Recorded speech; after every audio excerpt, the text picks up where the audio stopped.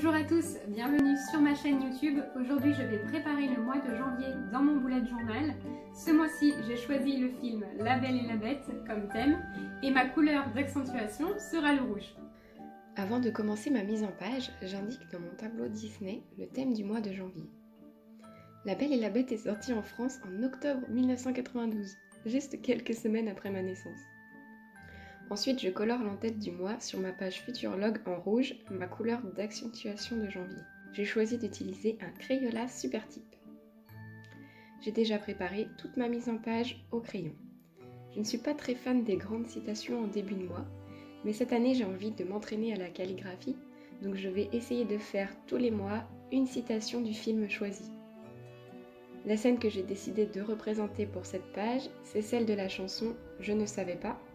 J'ai d'ailleurs choisi ce film pour janvier à cause de cette scène dans la neige, avec les petits oiseaux qui laissent des traces dans la neige. J'écris donc une partie des paroles de la chanson, c'est le plus fou des romans et toute cette histoire m'enchante. La musique de La Belle et la Bête a reçu l'Oscar de la meilleure musique de film et ça a été le premier film d'animation à être nommé dans la catégorie meilleur film aux Oscars. J'utilise mes microns 0.5 et 0.8 et mon feutre brush Tombow.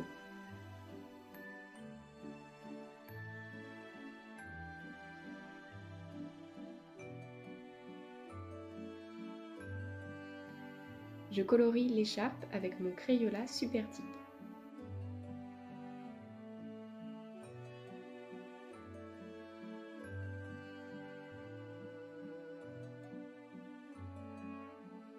Je colorie aussi le fou pour que la neige au-dessus ressorte mieux.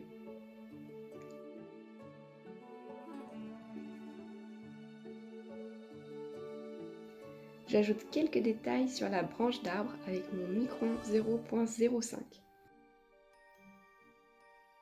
Je passe ensuite au dessin de couverture. Pour le titre du mois, j'essaye de reproduire la police du film.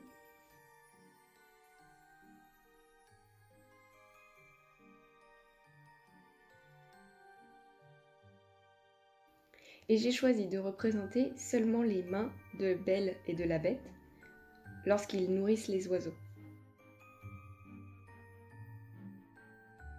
C'est plus simple que de dessiner leur visage et en plus je trouve ça plus poétique.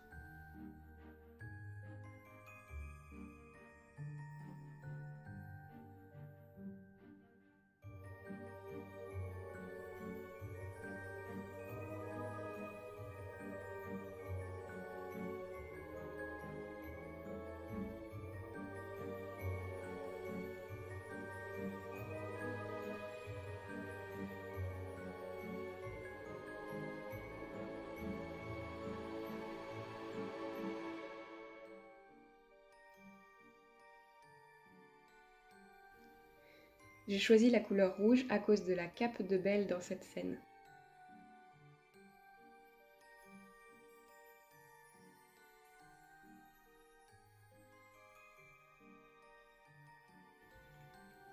J'ajoute ensuite un petit calendrier que j'ai imprimé sur du papier autocollant.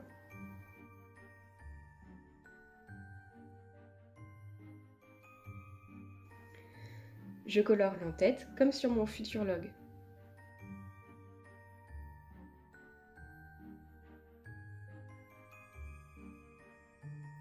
Et j'ajoute un peu de noir sur le dessin.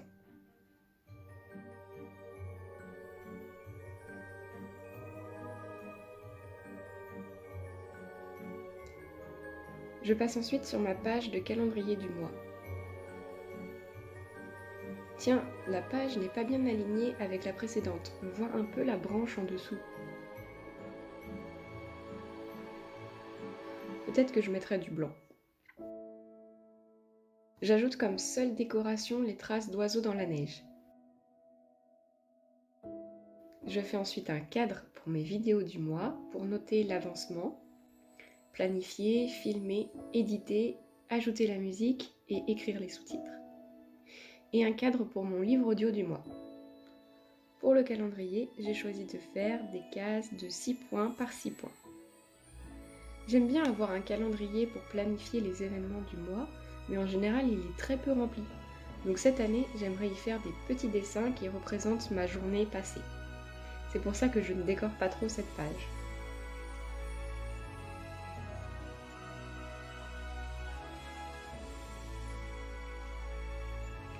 J'utilise un feutre fin rouge Edding pour les numéros du jour. Malheureusement, j'ai sauté un jour et mes noms sont tout décalés. J'essaye de mettre du blanc.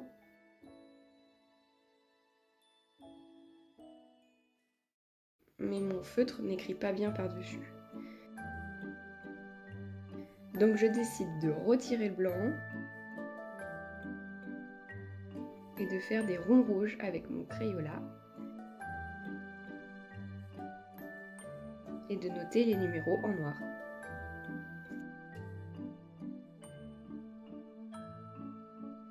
Sur le côté, il reste de la place pour une section idées.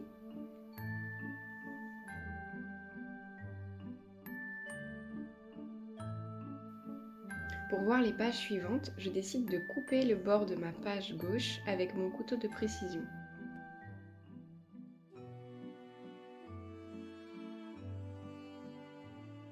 Et je fais un premier onglet pour mes trackers.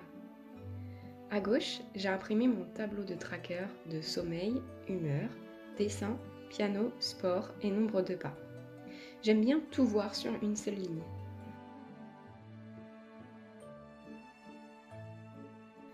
Mon tableau flotte dans la cloche qui contient normalement la rose enchantée. Sur la droite, je fais mes trackers Instagram et YouTube.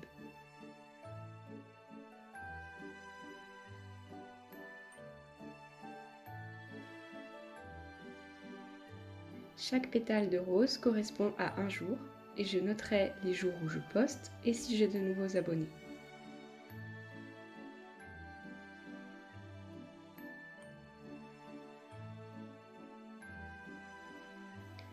En bas, je note mes statistiques de début et de fin de mois.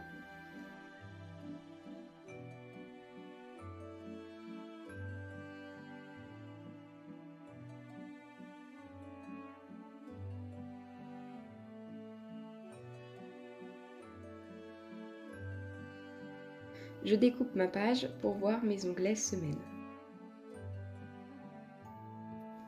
Aujourd'hui, je ne vais faire que ma première semaine. Je fais des cases horizontales pour chaque jour du 4 au 10 janvier. Cette année, je veux essayer le Rolling Weekly, que j'ai découvert grâce à Elisabeth de Plant-Based Pride. Ce système permet de noter des tâches pour toute la semaine. On peut fixer un jour en particulier pour cette tâche en dessinant un cercle que l'on remplit une fois la tâche effectuée, ou que l'on redessine plus loin si on n'a pas trouvé le temps dans la journée. On peut aussi ne pas prédéfinir de jour. C'est aussi pratique pour les tâches régulières pour ne pas avoir à les renoter tous les jours. En français, on pourrait appeler ça des tâches roulantes. Dites-moi en commentaire si vous aimeriez en savoir plus sur le fonctionnement de ces tâches roulantes. En notant mes autres onglets de semaine, j'ai réalisé que j'ai fait une erreur. J'ai voulu placer mes onglets en face de mes semaines du calendrier du mois, sauf que sur le calendrier, j'ai mis la semaine 53 et j'ai laissé cette fin de semaine 53 dans mon Bougeot 2020 pour commencer mon Bougeot 2021 avec la semaine 1. Donc j'ai fait un onglet de trop. Je verrai ce que je fais de cette page, peut-être un pense-bête. Ou alors je recollerai un morceau de papier pour ma couverture de février.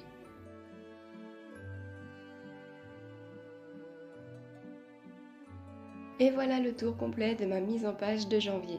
Je suis très contente, j'aime bien la scène que j'ai choisie et je suis impatiente de commencer à remplir ces pages. Sur l'espace qui me reste à côté de mes tâches roulantes, je vais peut-être pouvoir refaire un dessin de personnage par semaine. Ah oui, c'est vrai, cette année, j'ai aussi envie d'indiquer mes couvertures de mois avec du washi tape pour les retrouver facilement. J'utilise ce washi rouge à cœur pour janvier.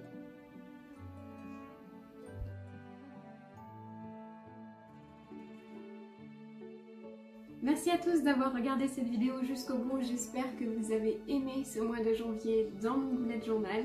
Je vous souhaite une très bonne semaine et à bientôt!